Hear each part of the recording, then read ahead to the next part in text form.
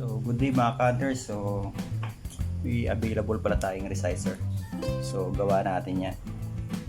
So, kailangan natin ito usually sa mga bagong panumpit. Yan. So, usually pag bumili ka ng mga bagong panumpit ngayon, halos sakto lang yung natin, pellet. So, nasa halos maliit yung chamber niya. So, obligado tayong gumamit ng resizer. So, lalo na ngayon sa Astro, hindi pantay-pantay yung mga skirts niya. Bali, naglalaro siya ng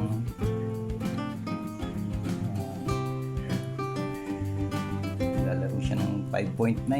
So, grabe na yung laki ng skirt niya to. So, mahirapan tayo maglagay dito sa chamber niya. So, kailangan natin ng resizer para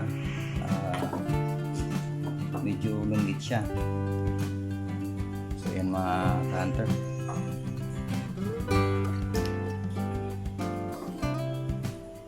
Susukatin natin. So yan mga hunter, nasa 5.5. So sakto-sakto to sa ano natin, sa barrel natin. Try pa tayo ulit.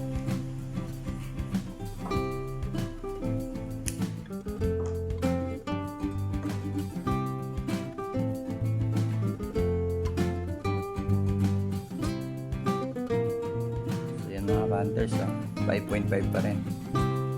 So ang kinagandahan ng ano natin, resizer natin, meron siyang skirts, yan, repair, yan. So pag medyo yan, kamukha nito, baluktot yung ano niya, yung skirts niya, so papasadaan mo ng ito, yan, pasadaan mo ng ganyan, tapos i-resize mo. Yan, i-resize ulit natin. So, yan o.